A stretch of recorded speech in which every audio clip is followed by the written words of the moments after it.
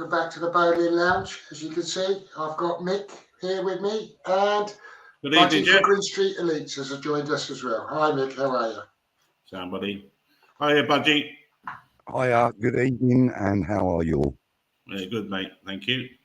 Excellent. Lovely. Thanks for joining us. You're welcome. And hello to everyone in the chat. Thanks for joining us in the lounge. And I suppose we better start getting on with the show. So, a bit to talk about. A really good win against Freiburg on Thursday night. We were all there to see that. So, what a great evening that was at the London Stadium. You enjoy that, Budgie? Immensely. And it was made all the better because I wasn't expecting it at all. I thought I was going to watch a complete, mess. I've got to be honest. Oh, Hello, Motto.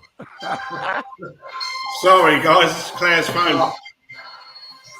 Look at that. Great stuff, isn't it? Happy Hemorrhoids in the stream. Hello, Happy. Nice of you to join us. Hey, guys. She's got a spanner already, look.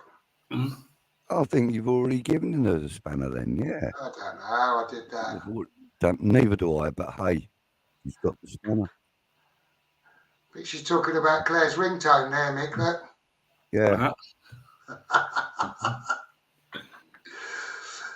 Yeah, you enjoyed the game, didn't you, Mick? It's a long time since we've seen a game together, isn't it? Yeah. I mean, I made the fatal mistake of sort of thinking to myself with 5 minutes to go that I could beat the rush to the tube, which I did, but I missed the fifth goal, unfortunately. You did miss the fifth goal, yeah. I hate that traffic light system there, trying to get in and out of that crowd. I was gone, mate. Boom, home. Yeah. Long day after work as well, out all day. So, yeah. I've seen it on the telly. It was nice to meet you both on Thursday, by the way. Yeah, it was. Yeah, you too, Budgie. And thank you for the beer as well. No, you're more than welcome.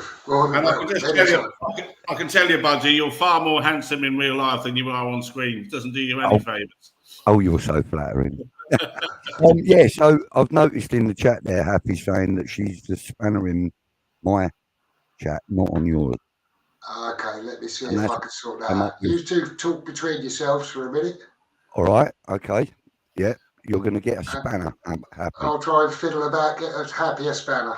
So shall we talk about the best goal that stadium has yet to see on Thursday night, Budge? Yeah. I mean, I've got to be honest with you. I was with Happy and the family and that, and it was just incredible. I mean, we didn't know where to look next. You know what I mean? To see where the next attack was coming from. It was really good. It was really, really progressive football. Yeah, 100%. And I mean, every time one of the goals went in, and there was 5 on the day, brilliant. But every time one of the goals went in, it was like everybody, it was just like the whole stadium just let a whole bag of relief out. It was just so good. And I was really enjoying it. Really, really enjoying it. So I was out for dinner on Sunday, and I was explaining to the table I was sitting on that I was up high above the goal, so the net wasn't in the way. I think the London Stadium's got good views anyway, but we had a great view. Yeah. I see him pick the ball up in his own half there, and he beat the first player, and I thought he's going to let it go now. Then the second, then the third, I'm off my seat by this time. I think, is he going to? Yeah. When he scored that goal, Kudos, that fourth one, wow. That was worth. I was going to say worth the entry fee, but I didn't pay a get in because my old mate bought me my ticket anyways. Well, actually, as it happens, you and I got something in common because that ticket was complimentary to me as well. Mm-hmm. Yeah, so it was worth Jeff's entry for me to see that, to be fair. Yeah, you won't see many better goals if that stadium's around for the next 100 years, man. That was a fantastic. No, and to be fair, the atmosphere was quality, and to see, every time one of the goals went in, like we were expecting more, like Happy says in the chat. you know, it made a real nice change to expect another goal rather than expecting us to just clam up. Mhm. Yeah. Well, 4 fantastic goals I thought as well on the night. Yeah. Bowen's goal was a lovely goal. Yeah. Didn't Cresswell take his goal well? I mean, so pleased for him. You know, to be honest with you, I think for me that was my favourite goal of the night because Cresswell's come under a lot of scrutiny lately. You know, mainly because of his age and stuff like that. I agree, but and I'm guilty of giving him some of that scrutiny as well. You know, I'm not. You know, I hold my hands up. I'm guilty of it too. But to see the way he played on Thursday night, I thought he had a great game, and I've watched the highlights from it as well. And you know, as many different highlights of it as I can. And you know, I still stand by that. I think Creswell had a great game, topped off by my favourite goal of the night because it was got it. I'd argue that, but yeah, I hear what you're saying. Yeah, I didn't say it was the best goal of the night. No, you're right. Yeah. You know, it was my favourite. I mean, I love that Kudos goal. In fact, his second goal was good as well. But I really enjoyed watching Creswell take the ball.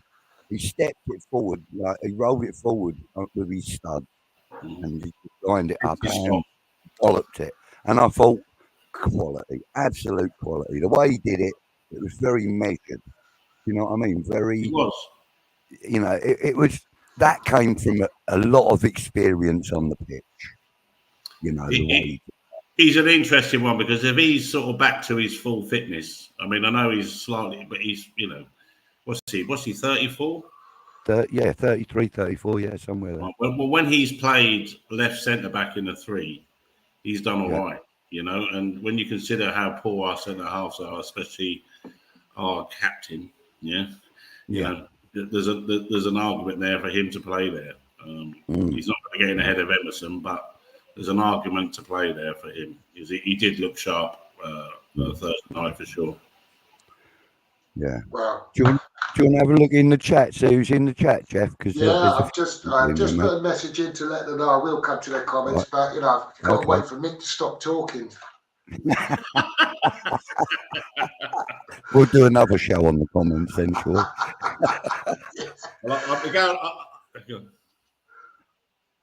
Happy. I hope you've got a spanner now. I think I'll give you a spanner now. Yeah, so let me know if he's happy. I can see it now as well. It's there on the. No, that's Craig, isn't it, Mick? That's Craig and Jack, yeah. Evening, Craig, Jack. Good evening. That's my nephew, Budge. Yep, that's cool. That's cool. So Happy says, makes a change to watch us play and keep honestly believing we were going to score again. How often do we feel that? And she's right. She's bang on. I know I did think Freiburg weren't great, if I'm honest. But I don't think that takes anything away from our performance. And Kudus's 2 goals were brilliant as well. Yeah. I mean, I think there was a part of it was the sheer size of the stadium and the numbers inside the stadium. I think because their home game, what's their capacity? About 32,000, isn't it? I think at Freiburg, somewhere like that, 32, 36,000. Something like I don't honestly know, but is it as much as that? You know, but like there was double that there on Thursday night almost. So, you know, I mean, I think that might have had a lot to do with it because we went out and started playing straight away.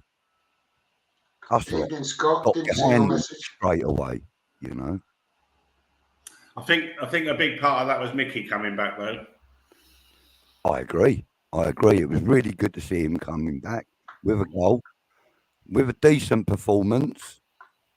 The only thing that pisses me off, my apologies. The only thing that bugs me about Mikel Antonio is that he puts brilliant crosses into the box when he's out wide, ones that he should be getting his head onto. Do you know what I mean? It's like they're perfect crosses for him to get his head onto. and it just annoys me that it's him putting the ball in, you know. But fair play. He took his goal brilliantly. That was a great comment at the bottom there. Proper bums off the seat time with the kudos goal. Yeah, that is true. It's been a long time since we've done that. Yeah, long time. Yeah, and it was almost like the previous Europa campaign. When we were playing Lyon, and they were fantastic games, home games, and Thursday was just like that. It was really good. Really. I'll tell you what was interesting the weekend while we're still on Thursday night is that Cam says Cresswell's goal's magic as well. Well, Cresswell was magic, so we sort of mentioned that. We're in agreement with that for sure. Yeah. And Cam he's a moderator in my on my channel. So welcome, Cam. Thanks for coming. He's another guy that you might be able to persuade to come in and have a chat with us one day soon. Yeah, for sure. Yeah. Happy says Zuma has made more clearances than any other player so far. Budgie reckons it's because he flaps and hoofs it. Well, he does flap though. When he's got the ball at his feet, he's like that, and he's looking for something out. I don't know about him flapping. I'm flapping when the ball's at his feet, if I'm honest. Well, yeah, it might be because I'm flapping and he's hoofing it. But yeah, fair play. Yeah, fair play. And just a few people saying hello to each other in the chat. Right, so just going back to Thursday night, obviously we got the draw on Friday against Leverkusen, and they played. Who do we play Thursday again? Sorry, it's gone off my head. Who do we play Thursday night again? Sorry, it's just gone off my head. Freiburg. They played Freiburg, didn't they, on Saturday? Yeah. Leverkusen and only won 3-2. In injury time as well, I think. Yeah. That's 6 goals. Did you say hello to Mama Flossie, by the way? I did. Yeah, we did. I'm sure I did say hello to Mama. You did. Thanks for joining. I must have missed it. I want to say hello myself. Hi, Mama. Nice to see you, darling. Oh, and Damien D'Amico's in. Thanks for joining us, Damien. Good to see you. And he's saying about Zuma, it's because he's on his wrong side, Zuma. But there is something to that. He is definitely more uncomfortable on the left-hand side than on the right-hand side. Yeah. He's on his weak foot, exactly right. He's exactly right, Yeah. It's actually... He definitely panics more when he's on that side as well. Yeah, and I've just seen the next comment from Happy, and I was just about to say exactly the same thing. It's because he's only got one knee. Well, that as well. Yeah. I reckon they need to transfer these knees with elephant knees, mate. They're so buggered, aren't they? They go the wrong way and everything. Barry's joined us again this week. Thanks, Barry. Thanks for coming. Hi, Barry.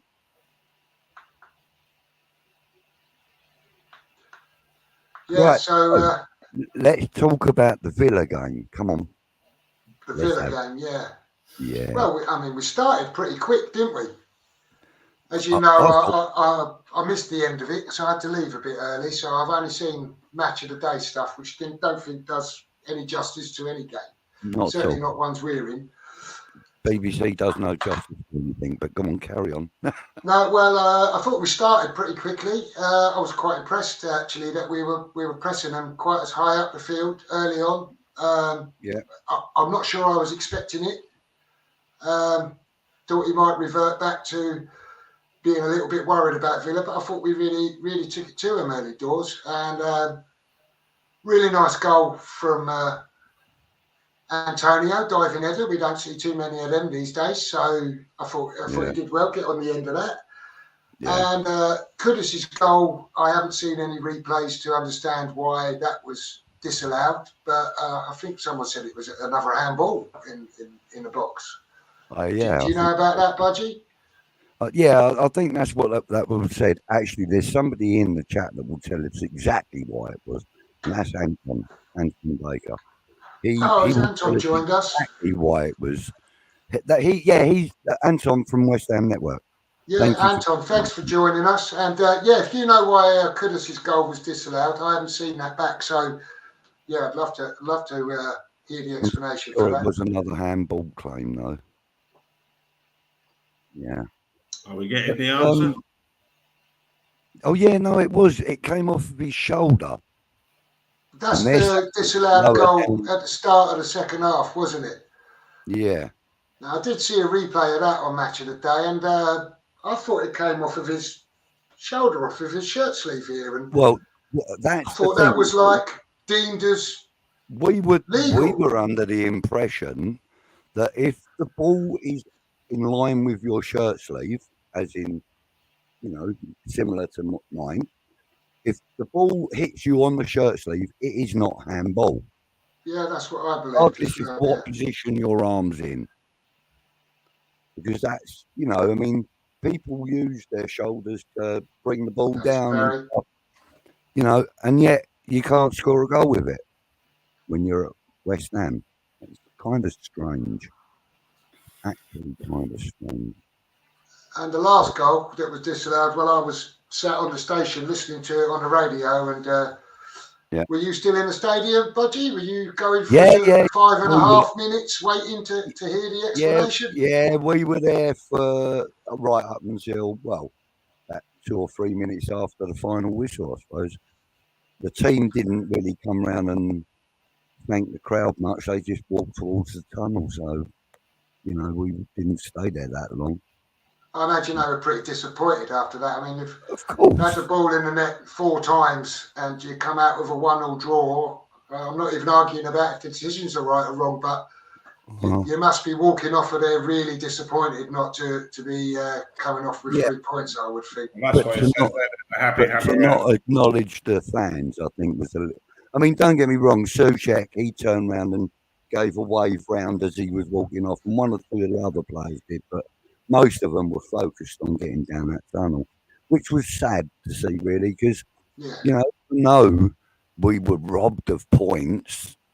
It wasn't through a lack of trying. Do you know what I mean? We didn't play a bad game of football. Wasn't the best, but it weren't the worst either. You know what I mean? I think the game it's a big improvement we've had in the recent games. Yeah, and like Happy says, before the game, you'd have taken a point, and I think probably most of us would be in that camp and say it would be a decent point against a good side. Yeah, but you can't help feeling robbed of 2 points post match, and I think the players probably feel like that. We had 2 goals disallowed. Cam's just saying the kudos. I see that now. Yeah, okay. Right, so but we had 2 goals disallowed, and to be fair, I didn't really see any fouls on the keeper because the keeper was right in front of us, wasn't he, in that second half. Sorry, what was that, Budgie? I was reading the comments. That's all right. The keeper was right in front of us in the second half, wasn't he? The Villa keeper. So I didn't actually see a foul on him at all. Not at all. No, I can't say I did, but you don't always see anything, I guess. I think what he did was he ran into Antonio. Or no, Kudus, I think it was. I think he ran into him, or one of the players anyway. Not ran into him, but he moved into him and then went down like a fairy. So, yeah. Right. Martinez is one of those characters, though, isn't he? He kind of really milks everything, doesn't it? Well, yeah, he's been trained to. He has been trained to. Let's be fair. A lot of players that play for certain teams, and Villa being one of them, are very susceptible to play acting. I mean, when he played for Villa, I hated Grealish. I called him a cheat. I called him every name under the sun. When he went to City and Pep Guardiola said to him, get on your feet and stop acting like a dickhead, and he started playing his game, then I started having a bit more respect for him. And now I do consider him to be a good player. But while he was at Villa, he was just a cheater, in my opinion. And you know, it just kind of follows suit. And now, you know, what's his name? Sanchez or whatever it is. But yeah, it just, to me, it just smacks of what they've been taught to do. I think Barry's referring to Antonio's goal. He said it was called ball to arm. He doesn't see how your high arm is a hand, but refs and VAR must be smoking something high class. But talking about VAR and refs and one thing and another, I mean, with the Souček goal, I think it probably is handball, but I mean, they took a long time to get over it. But one thing I couldn't quite get my head around is on the Antonio goal, they did their VAR review. They instructed the referee it was handball, and he said, no, goal, right, handball. On the Souček one, they spent 5.5 minutes looking at it, and then the referee gets sent to the monitor. Surely if they've decided it's handball, they just instruct him it's handball, disallow the goal. I don't know why he's looking at it. He was less than 5 yards away from where it happened, and he was looking directly at it, and he gave the goal straight away. Yeah, I don't understand sending him to the screen. I've not seen that protocol. He should have overruled VAR. I mean, well, I suppose that's a bit of a claret and blue glasses way of looking at it, but to me, I think the referee should have said, no, I saw that clearly. I don't need to look at a monitor. I am giving the goal, or I am not going to allow the goal. One way or the other, he didn't need to go to the monitor. Good evening, Thanks, Tony. Thanks for popping in. Yeah, I don't know why he was sent to the monitor. No, but then, you know, to be fair, it had taken so long already. I mean, that was at about 4 minutes 45 or something. And he's standing there and he's trying to keep the players calm by saying, look, you know, hang on, I'm getting instructions, blah, blah, blah. Then he went to the monitor. All the time he went to the monitor, you could tell he was being spoken to. And all the time he was looking at the monitor, he was being spoken to because he was speaking back. So, you know, I think VAR instructed him to overrule the goal. I agree with you that we all have our claret and blue glasses on, don't we? So we're all looking from a West Ham perspective. Yeah. But I just don't understand the sending of the referee in that instance. So if it's a review of a penalty or something, and it's just you go and have a look at the screen yourself, okay. But in all these reviews of goals, I don't think I can recall another time when the referee's been instructed to go and have a look for himself at the monitor. But maybe that's just me. I don't know. Well, who knows what goes on in that little world? You know, I mean, look, if it was more transparent like it is in rugby or NFL, you know, where the referees are talking and it's coming out over the PA, and like, you know, he's getting instructions that's coming out over the PA. You know, if it was more transparent like that, then maybe we might accept it a bit more. But at the moment, it feels like there's, you know, certain teams that are benefiting from it and certain teams that will never benefit from it. I can't say that we're one of those because we have done in the past. I mean, when I can't remember who we were playing, but Bowen got the ball from the touchline just to the keeper's right of the goal and brought the ball back, and I can't remember who scored. Was it Kudos? Yeah, one of them, or Bowen? No, it couldn't have been Bowen because it was him. But anyway, they went to VAR to see if the ball had gone completely over the line. Do you remember that? That was Arsenal, wasn't it? It was Arsenal. Yeah, you're right. Now, to be fair, that ball had gone over the line, in my opinion. And it was inconclusive, wasn't it? That's why they could have ruled the goal out. Yeah, but then if it takes 5.5 minutes plus Yeah. to come to a conclusion, then surely something's wrong, because if it's not clear and obvious, then it has to go in the favour of the attacking side, or whatever that decision is that's trying to be made, whether it's a foul or a penalty or a offside or whatever it is. It's got to go in the favour of the person that's on the attack, and it surely. Well, you would think so. I mean, one of the things about VAR that's annoyed me for a long time, slightly off the tack of the Villa game specifically, it's just a general bugbear, is that when you're watching on a TV, you've got the commentators who are saying, oh, yeah, I can hear VAR, they're saying this, they're saying that. And yet everyone else is in the dark about it. Now, if they can release the audio, or they have access to the audio to the VAR room through their commentary positions or one thing or another, surely we should all be privy to those conversations, as you suggested in the rugby. So the referee says, I've awarded a goal. Is there a reason I can't award a goal? And the VAR say, I'm looking at this. There might be a suspected handball, but we get talked through it and we get an explanation as they go. But it's like a little closed shop, isn't it? And when you're in the stadium and you're all standing there waiting, and when it's like, I mean, there's often 2, 3, 4 minutes for VAR, but I mean 5.5 minutes plus is like getting absolutely crazy, isn't it? Listen, at the end of the day, we will never know the truth about a lot of the stuff that goes on at VAR, even if we did have the audio in the stadium. We would never know everything.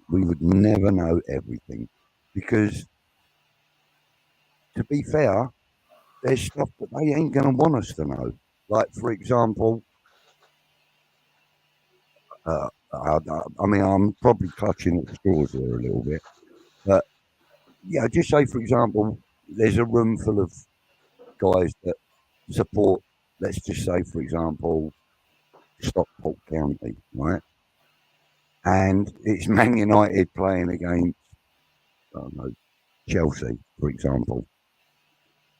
They're going to favour Man United, aren't they? Surely. You know what I mean? They're not going to let you hear that. They're not going to let you hear, we don't want the Southerners to get the game or whatever. It's just, that kind of conversation we're never going to hear. We might hear the stuff between the spokesman in the VAR room and the referee, but that's probably all we will hear. We won't hear everything. Whereas in the rugby, they tell you it, like, you hear the whole flipping thing. Yeah. You hear them having the discussion in the VAR room. Exactly. That's what I think we should have access to, as it seems like the commentators do. But I think that's probably, in all honesty, a show all in to itself. We could spend how long talking about VAR? Well, we could. So maybe we'll get back to the game. And there's Damien's observation here about the subs, which we haven't come on to covered that yet. No. And he says his sub of 65 minutes would be Phillips for Antonio, go 4-5-1 with Paqueta left midfield instead of leaving Bowen up top. I would have left Kudos up there. Well, I must admit, I was thinking about this myself, the substitutions, when I heard about them. I know there's been a little bit of flack for Antonio coming off and too early and one thing and another, but actually I can understand him. I can understand all the substitutions he made as it goes. I can too. We talk about he flogs players and runs them into the ground. Well, Antonio's only just back from injury, right? And he was really starting to puff on Thursday night. Probably should have come off sooner than he did. So I don't really have a problem with him taking Antonio off. I just think Antonio for Johnson was a bit of a strange one. Myself, I thought, okay, we could have pushed Paqueta out left, brought Kudos out right, Bowen down the middle, You could have brought Phillips on, or you could have brought JWP on. He could have done any That would have number been of my things, choice. I think, other than the swap that he made. Yeah, I I mean, that understand would it have been when my choice, would have been to bring JWP on at that point. Because if you're going to be putting JWP on, you put him up behind Bowen, you leave the midfield as it is, yeah, and you just basically, what you do is you put him up behind Bowen, you put, Paqueta out left, Kudus out right, and then him and Bowen really work well together, I think, anyway. And on that list that Happy was talking about, where Zuma had made the most clearances, I think you'll find that most chances created was actually JWP. So therefore, that would have been my choice. That sort of That signifies includes all his why I corners. would have done that. Sorry? That doesn't include open play. That's all his chances that they put up on the board is from all his free kicks and that. And he takes all the free kicks, so he's going to have them. Yeah. We spoke about it last week. He should be making more chances when they're not set pieces anyway. Yeah, and and to be fair, I always thought that JWP was a one-trick pony, but he's not.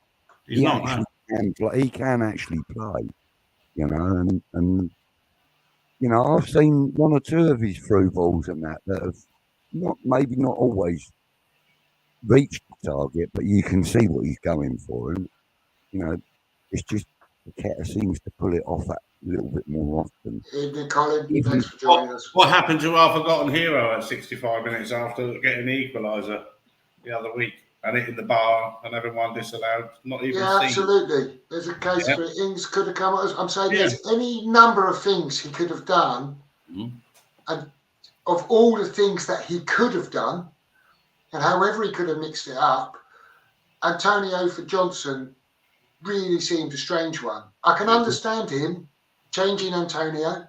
I can understand him. Paqueta's only just back from an injury, and we really missed him when he's gone. So I can understand him changing him.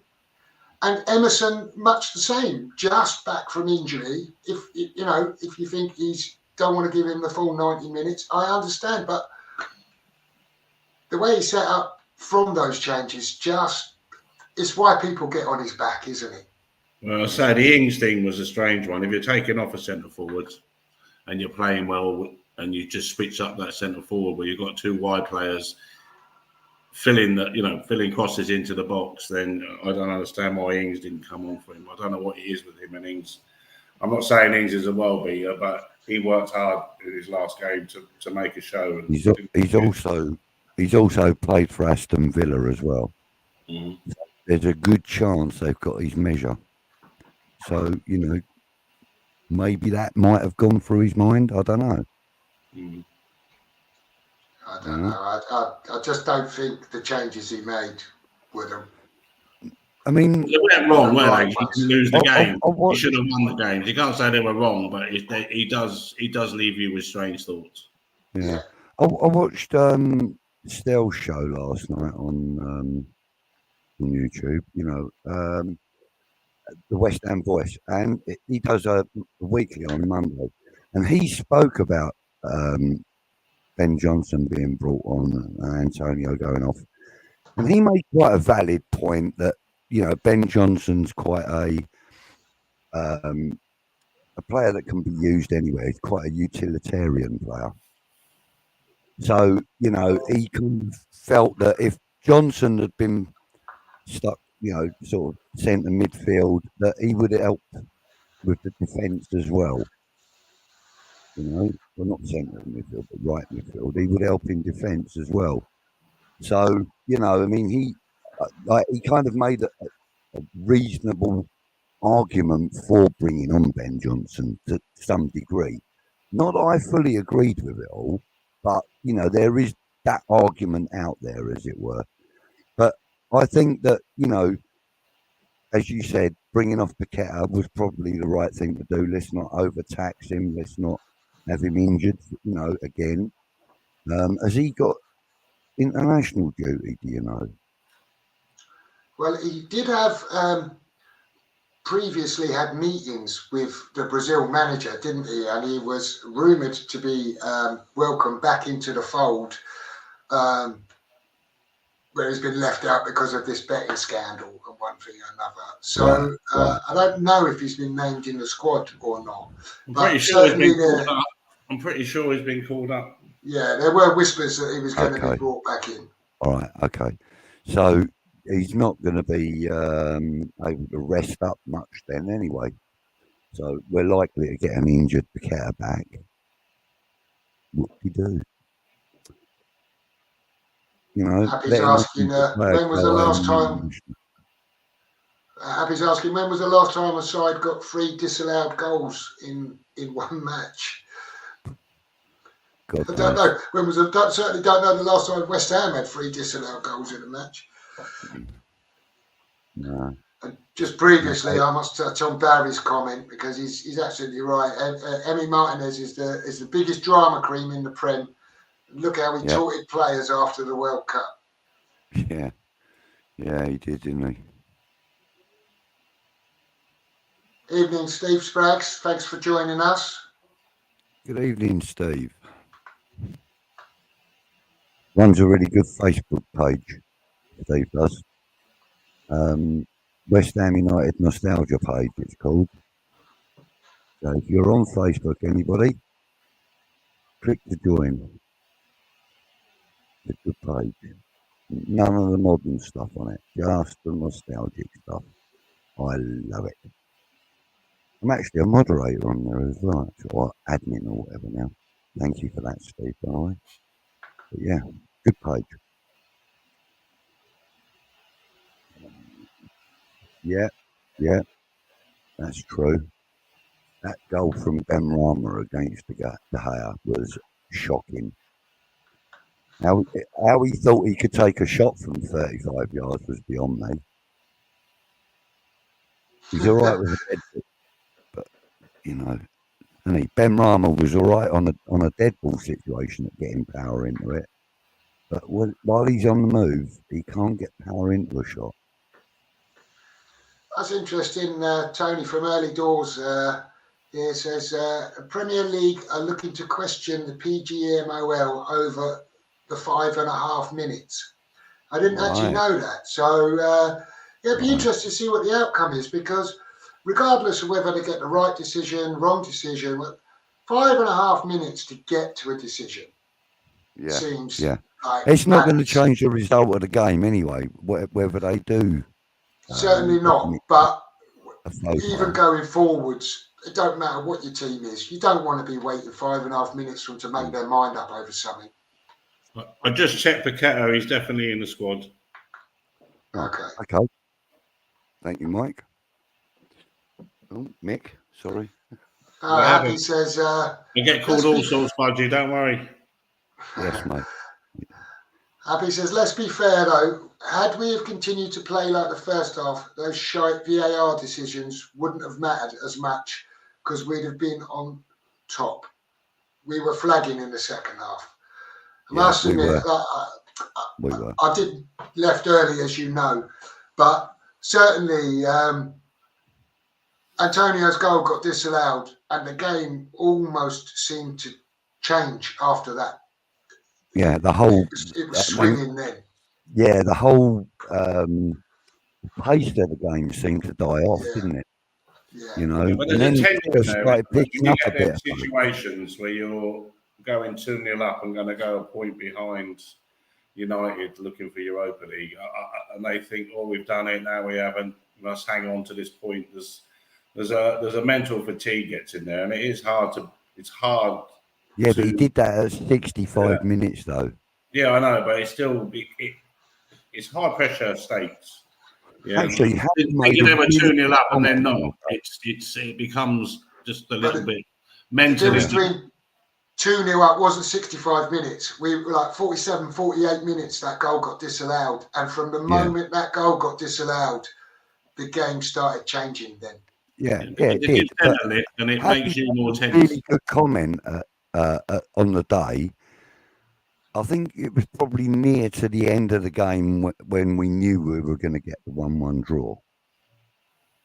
She turned around and she said to me, "Do you know what? For once, Moyes made his changes too early." Hi, Rosie. Thanks I for think that's joining. a really fair point. You know, I think they were too early. I think, I don't. But I mean, it's been said that Antonio was looking at Moyes to get changed to get taken off because he was getting tired. But I don't know if that's true or not. But I think 65 minutes to change it. That With the hamstring, though, you know, yeah, all right, okay. Changing Antonio was probably the right thing to do, probably at the right time. But you stick another attacking player on. If you're getting the kind of luck and the kind of decisions that we were getting, you stay in the attack because we were in the ascendancy at that point. We weren't really looking like we were going to get beat. Well, if I said to you 3 weeks ago, Budgie, that we draw 1-1 with Villa, you probably would have took it. So I would have took it on Sunday morning. Yeah. So yeah, it's hard to be said earlier. Because of the decisions and that, I feel like we were robbed of 2 points. Well, I agree with you. I don't actually think, oh shit, we lost that game. I think, we drew that game. But that's not what I'm thinking. I'm thinking we won that game and they fucking took it from us. And it really annoys me. It really annoys me because, like it's been said, 3 goals disallowed, and every one of them goals were not. I think Souček's one was probably hands down handball, but Antonio's goal should have stood. Kudus' goal, there was no foul in it. I think this comment probably sums it up. Apologies if I get your name wrong, but thanks for joining us. It's Zdeněk. Zdeněk. Okay, thanks for that, Budgie. So he says, an unfortunate draw. VAR doesn't cease to amaze me these days. And that's probably sums it up. An unfortunate draw is probably what it turned out to be in the end. Yeah. And, just to give you a little bit of background, Jeff, Zdeněk is a English teacher. He's from the Czech Republic. He's an Arsenal fan, but since we got Coufal and Souček, he has followed West Ham very closely.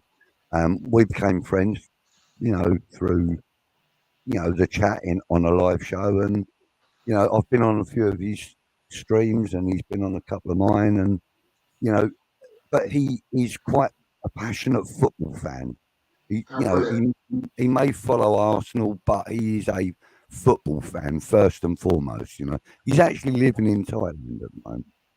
Well, thanks ever so much for joining us, and you're welcome here anytime, Zdeněk. Yeah, he's a good lad, a real good lad. And if anybody watching hasn't seen him before, go and drop him a subscribe. He could do with it.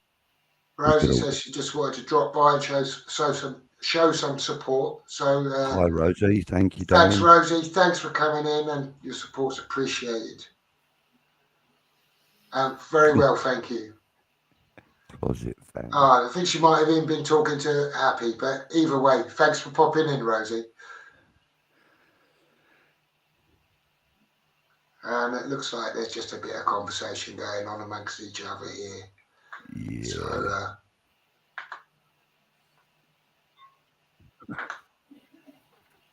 I'm sorry, I'm reading the comments. You're reading, yeah, I know, I'm doing the same. Happy's got a good point here, though. She says, our bench is woeful. Look at the other teams bringing on game changers, and we have almost nothing worth having that we will use in the better positions. She's absolutely right. I mean, I still think he could have made different changes than he did make, but it's a very valid point that we're thin. Someone on another stream a week or two ago said, "Oh, we've got an excellent squad or something, or an exciting squad," I think they said. And I replied to that. I said, our squad is thin as tracing paper. And Yeah. it kind of is, right? We've got an exciting team. We have, yeah. We've got an exciting starting. Well, in fact, we've probably got an exciting team with maybe 2 decent subs outside of goalkeepers. That is. Right. Goalkeepers, we've got 2 of the best goalkeepers in the league. I don't care what anybody says. In my And opinion. Happy agrees with the sub. Johnson was the right sub, she thinks. And Right. she says Villa were all over us at that point, and she doesn't get putting Bowen up top. And it's cost us. So, I mean, I don't think there's not necessarily any right or wrong answer, is there? It's all about everyone's opinions, and we all see it differently, right? Yeah. That's half of the Moyes in, Moyes out thing, isn't it? And we're all football managers after all, aren't we? You know. The interesting exactly. the interesting thing about the squad is I don't know, it's what I read in paper or whatever I was going to work, but yeah, it said that Moyes has used the least amount of players in the Premier League this year. That does not surprise me. I don't know. He'd be pushed. Yeah, you'd be pushed to find someone else that hasn't. But that's what it said. That does not surprise me. So I can't back that up with facts and figures. Damien says JWP is getting a lot of criticism for his small time on the pitch, and he thinks he did okay. I have to say, I'd left the stadium by that time before JWP came on, so I can't really comment on his performance on Sunday. And I've got to be honest, I stayed in the stadium and I didn't even realise he was on until at the last 2 minutes of the game when he turned around and I saw the number 7 and I went, oh, didn't even realise he'd come on. I really did not realise he'd come on. I didn't see anything spectacular from him. I didn't really see him involved in the game. But, he was at the other end of the pitch, so it's a bit different. I think Happy's right here with this comment as well. I think she sort of sums up perhaps Moyes' philosophy that he clearly didn't think that we were going to go on and strengthen our lead, so he tried to hold on to what we had. And it's kind of what he does, isn't it? Yeah. So... Yeah, he's actually like a hibernating bear. He'll run out and growl at you and then go back in and go back to his, revert back to his hibernation. Well, to be fair to him, he gets a lot of criticism there, guys, but you've just said yourself, you've nothing to come off the bench. So he can't perform miracles. Yeah, I'm not really sure. I'm not. No, but he could have made more in January. We did that thing last week on the manager, so we won't go too much back into what we did last. Yeah, but he could have done a lot more in January, though, Mick. Well, apparently, financially we couldn't. So whether you believe that or not, I don't know. I don't know the state of West Ham's fair play finances, but we're not a problem. I don't think we needed to offload. What did we not bring in on finances? And if it was, then why did we bring? Okay, if he had Ben Rama to bring in on Sunday, would he have made a difference? No, I'm not sure he would. He hasn't made a difference. But Fornell definitely would have done. Who? I think the thing is, right? Fornell has not made a difference for over a year now. He doesn't play bad, but he doesn't make a difference. You don't get paid. But the state of our squad, whether it's down to Moyes or not down to Moyes, right, and that's open to debate, is to some degree self-inflicted on ourselves. It is West Ham's fault. Now, whether that's Sullivan's fault or whether that's Moyes' fault, but it's West Ham's problem, right? Yeah. And we should have done better in January, whether that meant retaining players, but I think they wanted to leave, right? Yeah. So how do you keep unhappy players? They haven't really been doing it for us. You've got money for players that aren't doing anything for us, and that leaves it open in the summer. You've got that money. There must be some money from that.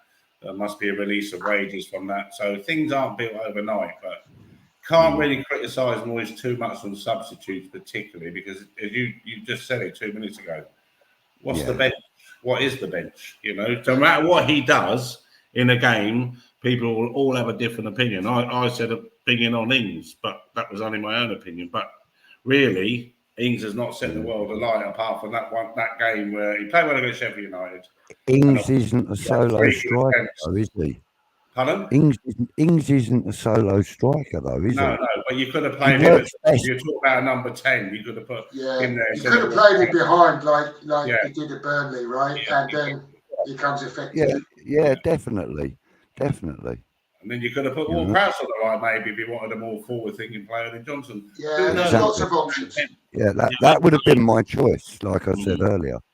I would have put JWP in for him straight away. Happy says JWP is the new Souček in terms of some fans, and I kind of know where she's coming from there. I watched a few forums, and he hasn't been setting the world on fire, but he certainly has become a bit of a scapegoat for some, and that was Thomas's role not so long ago. He's sort of come alive in recent games. Well, he's been alive all season, Jeff, and that coincides with Rice leaving. Yeah, so you know, we were a one-man team at one point with Rice. Yeah, that's the way people thought about West Ham, and he was told to sit in beside him and not get forward, and that's the way we play. We are playing slightly differently this year, to be fair. I mean, we're not all. We've had some bad games and we've sat, but you know, again, Souček, if that goal would have gone in Sunday or been allowed, that was 10 for the season for a defensive midfield player. So. It would have been Bowen's goal anyway if it had gone in. Well, whatever, but that's okay because Bowen's tally would be clocking up as well. Yeah. Getting closer and closer to 20 goals. It coincides with Rice leaving. I think his improvement. Yeah, I think there was too much of West Ham Rice. You know what though? It does make me laugh though. Like when I speak to my locals. Arsenal fans. I'm not talking about the guys that I've spoken to on streams, but the local lads that are Arsenal fans and other fans from other teams as well. You know, they like sort of spoke to me about us selling Rice, and they sort of always say to me, "How do you feel about it, etc., etc." And one thing they always say to me is, "Oh, but he's a world-class player now, isn't he?" And I say to them, we knew he was a world-class player 4 years ago, mate. You lot have only just caught up. I said, you know, he was playing fantastic football for us 4 years ago, all the way through the lockdown and everything. I said, and you know, I said it weren't until the lockdown everybody started watching him. I said, before that, we all knew that he was going to be world-class. Now, all why do you bring Rice up, Mick? Huh? Why do you bring Rice up? We were talking about Rice now. No, I'm sorry. What I'm saying was, I think Souček's played better with that Rice in the team. I know. Yeah. And I also concerned that we were a one-man team. Talking about our other holding midfielder, we're moving on to our other midfielder. Yeah. Barry says here now, he says, let's hope as we've got no Alvarez now for the next few games, maybe JWP or Calvin Phillips can step up and actually have a few decent performances as we've got a couple of big games coming. He's only banned for the Euro game. He's only banned for the Bayer Leverkusen away game. That's all he's banned for. He's banned for the next 2 Premier League games, Mick. Well, you get booked on Saturday again? You've got a booking on Sunday. Oh, didn't realise. Phillips has really got to step in now and show us that he's a good player, isn't he? Yeah, he is. Yeah. Well, I still think he's a good player. He's a good player in Phillips. He's got to show it to us now, though. Well, maybe sometimes when an Alvarez isn't there and he's really got to step up to the mark, he might do. Yeah, we're going to find out. Alvarez is a good player, obviously. But, well, I'm also, you know, we talk about squads and stuff, how much we relied on Paqueta when he wasn't in the team. But, again, just if he's going to go in the summer, we need to spend that money well because there's big talk about him going to City now again, isn't there, this last week? But I actually don't mind that, providing that we buy good players to come in. This being a one-man team thing doesn't sit with me. Kudos, Bowen, Alvarez, JWP on his day. We need players that not relying on the long. Forgetting about Emerson, Paqueta. Yeah, that's what I'm saying. I'm just using a few names. Very important. In fact, I think Emerson's a very important player. He's one of my favourite players at the club. But he's very important. Not only has he got like the experience and everything else that he's got, he's also improved his game tenfold since he's been here. You know, his game has got so good now, and we miss him when he ain't there. Although Creswell had a great game the other day, but we do miss Emerson when he's not. I only read it in somewhere this week that there's going to be a serious offer of 100 million coming in for Paqueta. I say take it. I say go out and get 2 good players, or maybe even 3 good players for that money. Yeah, and like we did with Rice's money. Huh? Like we did with Declan Rice's money. Yeah, not saying that we spent that brilliantly, in my opinion. What's that, buddy? When we got the Rice money, 105 million, I think we spent that brilliantly. Yeah, we did. That's the best spending we've done in probably 40 years. Opinion, like in bulk buying, as it were, kind of thing. You know, when we bought in a few players in one window. I think that's the best window we've had in years and years. I think, you know, the only player that was sort of half questionable was JWP for me. But like I said, I've learned to enjoy his game a bit more now. You know, because I think there is more to him than his free kicks and penalties. You know. Right. On that note, gentlemen. On your stream, Jeff? Yeah. Jeffrey, I've got still some bits to get ready for the morning. Yeah, at work. I've just had one of them days today. Yeah. Okay, no problem, buddy. I've got another 20 minutes of work to do, so I want to get it done. Yeah. Yeah, no worries, mate. Thanks for joining us. Good luck to you all, and I'll see you next week. I'll speak to you in a week anyway, Jeff. But I'll see you next week. All right, lovely. Thank you for coming into the show, everyone that was on the comments. Take care. Bye-bye. Speak to you later, mate. Bye-bye. And then there were 2. Yeah. I mean, also I want to quickly go back to the Villa game again, and the officiating in that game, which, as we all know, was very poor. But there's one standout thing in that game that really boils my bacon, if you like, and that is that who was it that got the Alvarez got the yellow card for kicking the ball away when it was dropping down to him. Okay, the whistle had gone, but he still took the shot, as it were. Right, that's how I saw it. Okay, goodness, he's gone. He got a yellow card for that, for kicking the ball away. And then that I don't even know who it was. It was the Villa player who kicked the ball away and didn't even get told anything because he already had a yellow card on him. It was Zaniolo, I think. It was Zaniolo. But it was him, yeah. He already had a yellow card and he kicked the ball away, and it was a worse offence than Alvarez's, in my opinion, because the ball was stationary when he did it. And he didn't even get spoken to. I think Barry makes a good point here. He says, just to think all the goals and points we've had taken away this season, we would be above Manchester United and Spurs. It's funny how we get kept away from finishing in the top 5. Yeah. And, I mean, we shouldn't be 2 goals down to Burnley, right? There's no way. But we were, and we came back in that second half, and how we don't get awarded that penalty at the end, I don't know. I know, and, it was criminal. Yeah, and on the back of that, we've had 3 goals disallowed this weekend, rightly or wrongly. But you can make an argument after a dodgy run where we couldn't win a game for toffee. we should have had 4 wins on the spin and should have 12 points out of 12. That's before we start talking about how Sheffield United get awarded a penalty for our goalkeeper getting elbowed in the face. So, yeah.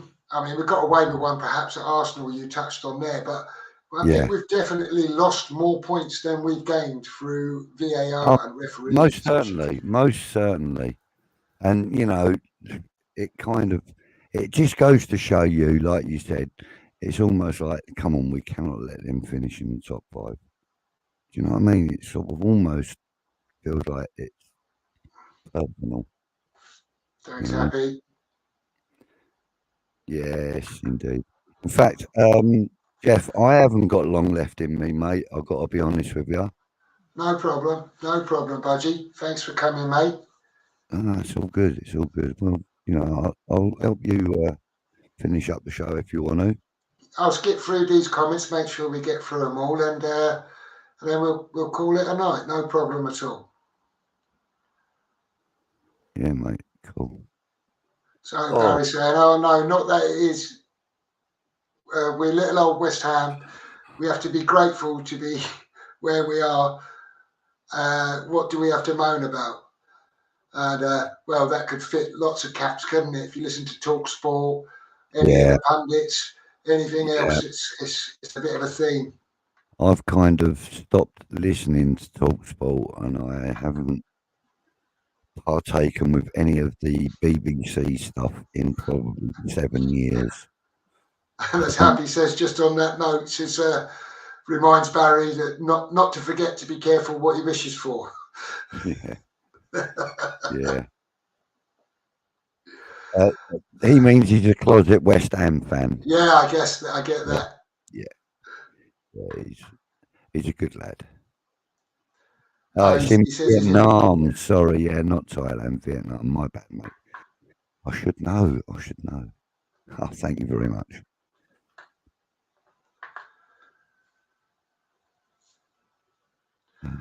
Says definitely not like the teams we should beat on paper. We would be in that title race. Just imagine we was higher. Paqueta, Kudus, Bowen, and Antonio would play hard to get there. Just not Moyes. Well, I mean, good on Thursday, I have to say. I don't think they were great. But I don't think we were dreadful on Sunday. Just second half let us down. But how many times can we say that this season where we've got good 45, bad 45? Yeah. Happy says we've got a decent team for an hour. Yeah, well, that's pretty damn true, you know.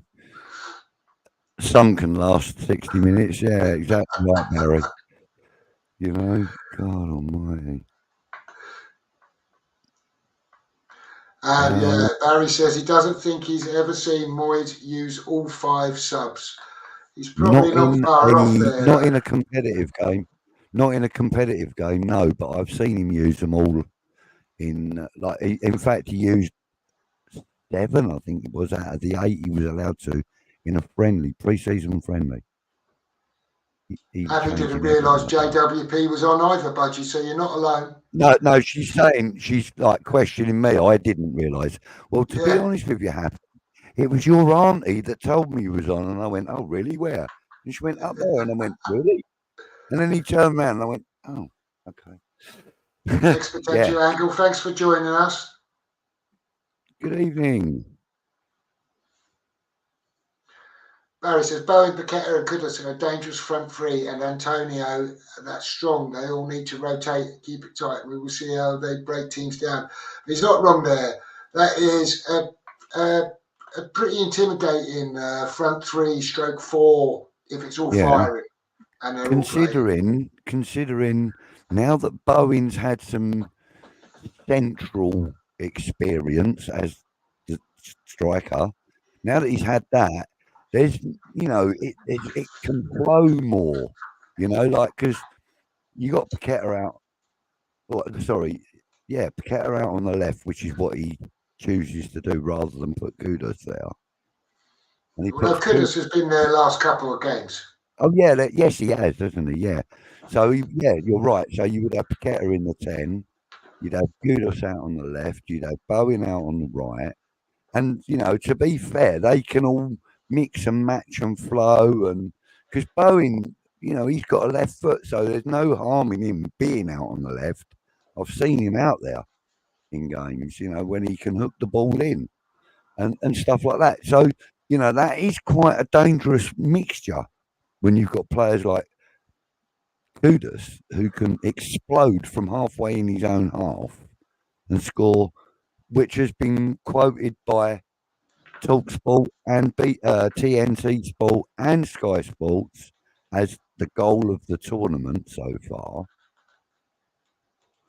I mean, that was explosive. When he picked that ball up, it was like somebody had lit the blue touch paper and he just went. Yeah, I mean, I don't know how many Premier League teams he gets to run through like that without a challenge anywhere, if I'm honest. True. But I don't want to take anything away from him. He carried the ball pretty much the length of the field, slotted it away. And he anticipated the movement. He anticipated the movement from the defenders. It was fantastic to watch. Really, really fantastic to watch. He was probably used to doing stuff like that when he was at Ajax. Yeah. Because that David, he says that all these teams have two centre forwards. Everton's got Dominic Calvert-Lewin and Beto. Villa had Watkins and Duran. We need a centre forward in the summer as well as keeping Antonio.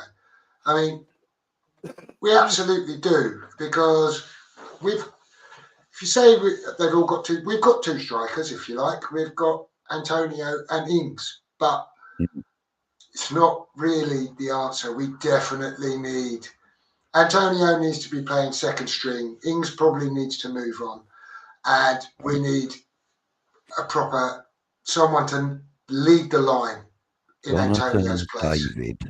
Jonathan David, the young Canadian. Well, Jamie joined us. Evening, Jamie. He would be one of my picks. And he's a realistic target, in my opinion, as well. Although, Antonio, Ings isn't going to fetch much money. And he may retire from us. Who knows? You know what I mean? But which means that we wouldn't get a bloody penny for him. So, we got to go for realistic targets. We can't be looking at the likes of Hoyland or Haaland or Ollie Watkins, even Ivan Toney, I think he's probably been priced out of our range at the moment. They're wanting Happy says here. Yeah, we're not going to get Toney or someone like that. Happy says here about Moyes' statement, reader Villa games. Says Villa made changes at half time and it really improved them. We found it difficult but tried to hang on. And then she's asking, sorry, but who didn't loan buy game changes in January? I think there's something in that, but like we touched on, I'm not absolutely sure who is to blame for that.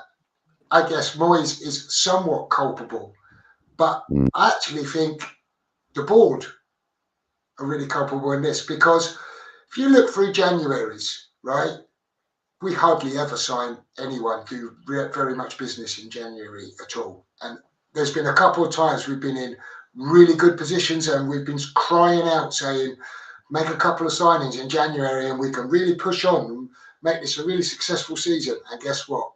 Never been backed, whoever the manager is. So there's a theme there for me, and that's down on Sullivan. Not entirely. I don't know if Moyes is culpable, but I think the board hamstring managers. Yeah. I mean, I think, one of the things that we got to do is we've got to trust in Tim Steidten. We've got to trust in him. I think if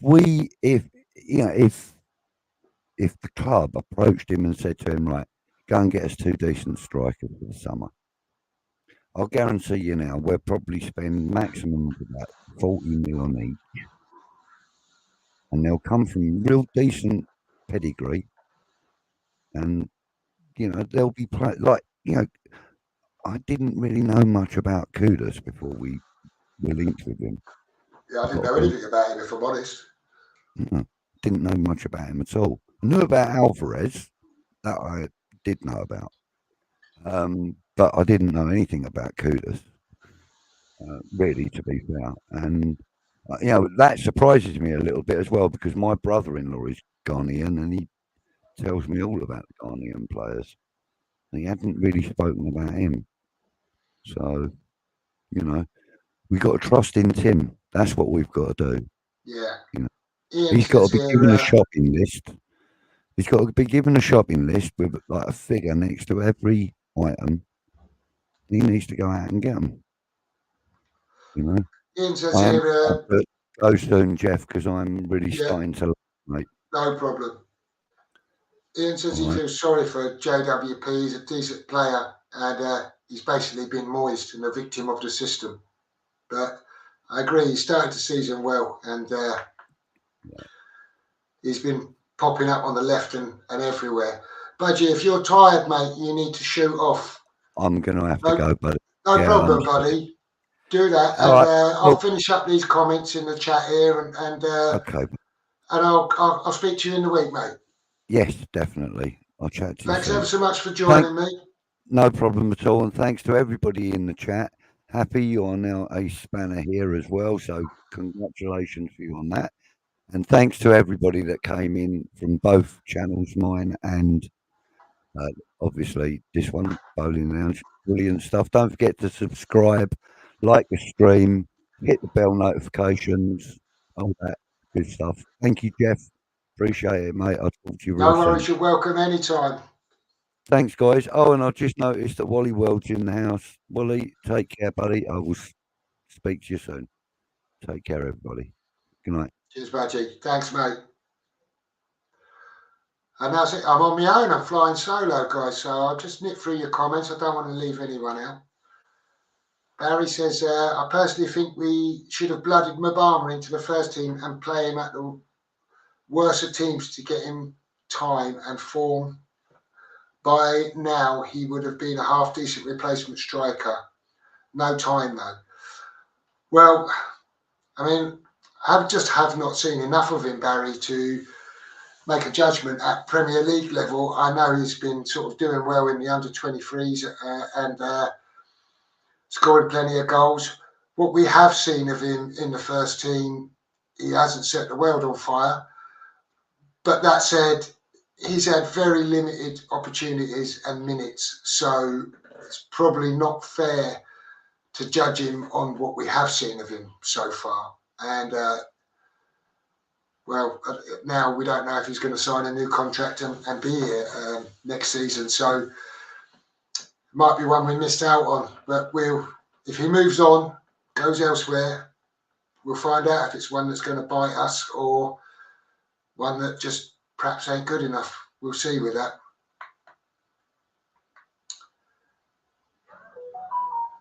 Yeah, I did see that, Happy, that apparently the Manx want to do a deal with Paqueta and Maguire. I don't know if that's just nonsense paper talk, but, well, I guess we'll see. And Ian agrees with Barry about Mabama, and it's not going to happen under Moyes. And it's just not, is it? Simple as that. It's not going to happen under Moyes.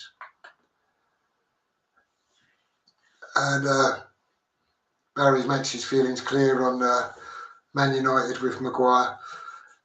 He thinks they can do one.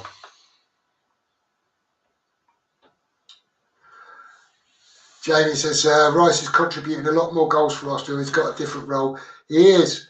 He's in a slightly different team with different players around him, and I think it frees him up. And he never used to take the corners at West Ham either. So that's given him a few assists, I think, hasn't it?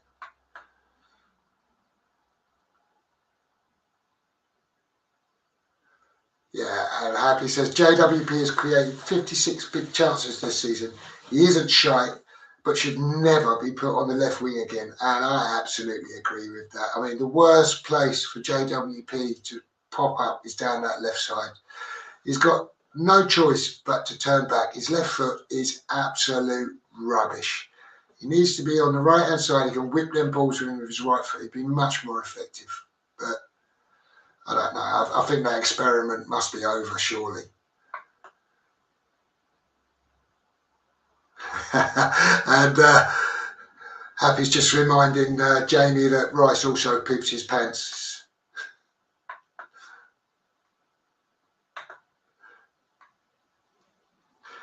And Jamie's saying that obviously Alvarez missing gives JWP and Phillips an opportunity. Well, you know, either or, both of them are going to have to step up to the mark and show what they're made of in the absence of Alvarez, no doubt about that. Ian says, for him, Alvarez is rapidly becoming our main man and the most important player. I think that's a really fair comment. Excuse me, because I've lost my place now. It's a really fair comment. He is very, very important to us.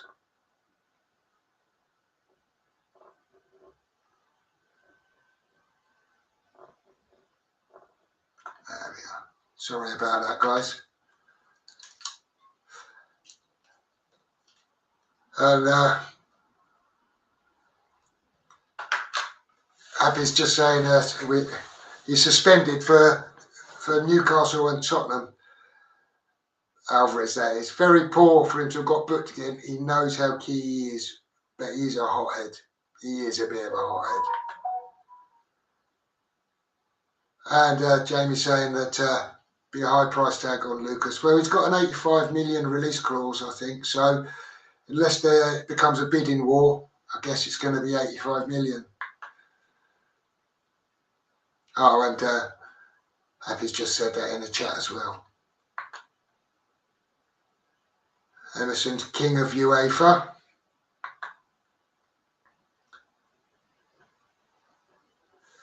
Happy saying, Ian, for the level of opposition for our next 3 matches, I can't think of a more crucial player to have lost. And I absolutely agree with that. I'm really worried about him missing for the Leverkusen game. Really, really could have done with him out there. But, well, Phillips comes in, puts in a couple of decent displays. Perhaps his confidence will grow and he'll do a job for us. Let's hope so. Jamie saying could have gone for a centre back. He's agreeing with a change. Happy saying to Jamie, we need a huge overhaul again this summer for sure. So many positions needed and a bench to speak of. And absolutely right. It's going to be a big summer for West Ham. There's going to be an exodus of players, and obviously we need to strengthen anyway. So a lot of investment needed. And then we've got to try and knit that team and all those players together as well. So big job coming up.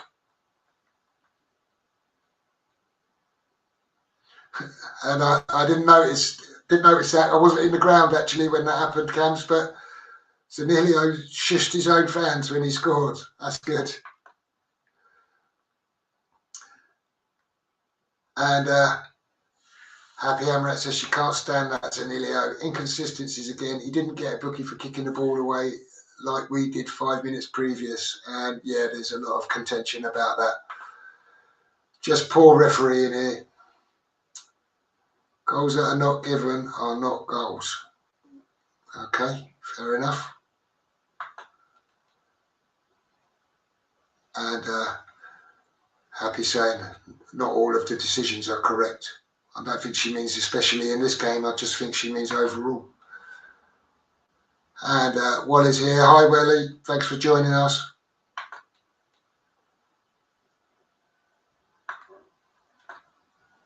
Late to the party. Well, next week, Wally, 8 o'clock.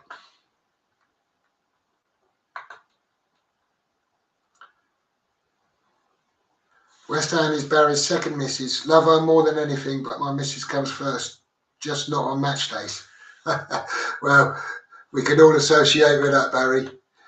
My missus says she's a football widow.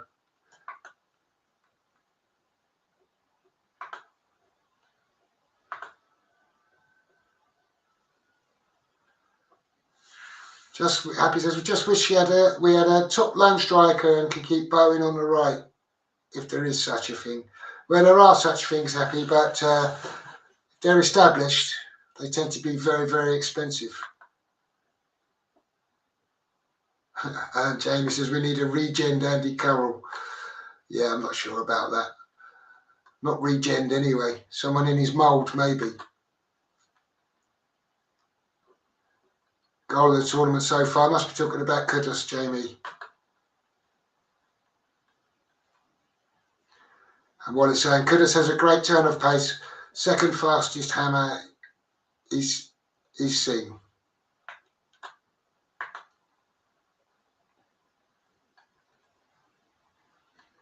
Barry's just agreeing with Budgie with what he was saying before he left there.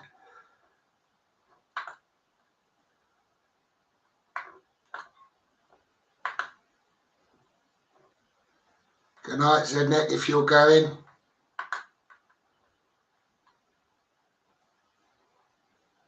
So Barry's saying, when you see Mubama play for the under-21s, he looks like he's outgrown them.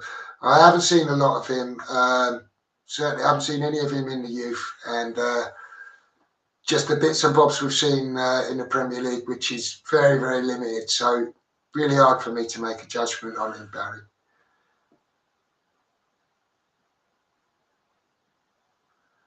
And Happy, I didn't know. I did hear that he got a red, but I didn't know that he was laughing as he left the pitch.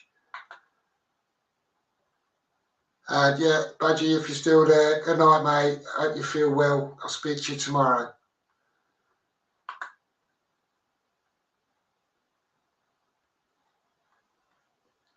So Barry's saying this. He thinks Mubama thinks he's too good for the youngsters, and he should be the new Antonio.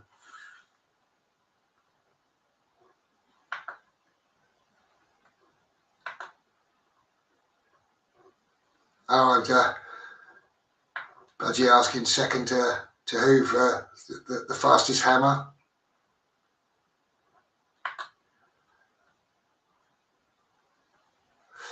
Happy saying, we all know if Phillips does come in and step up whilst Avery is out, he will be dropped instantly, and rightly so after. Yeah, definitely.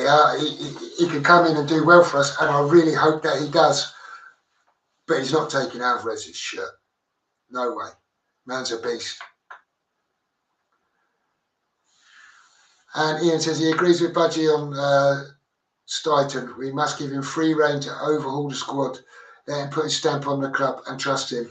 And I don't disagree, but I do think that perhaps in January, Sullivan showed that he's still meddling in transfer business, and I think he undermined Stuyton a little bit, and that's not going to help any of us.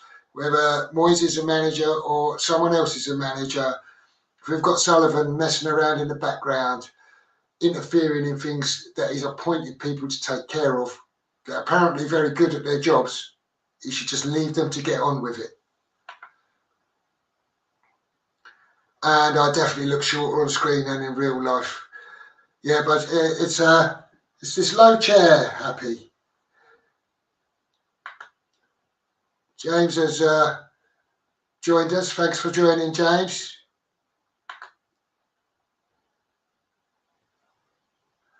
And Happy Emmet says, I'm happy based off who we've signed thus far under Scarfy to let him take full control of the transfers. And yeah, absolutely, should be taking control of the transfers.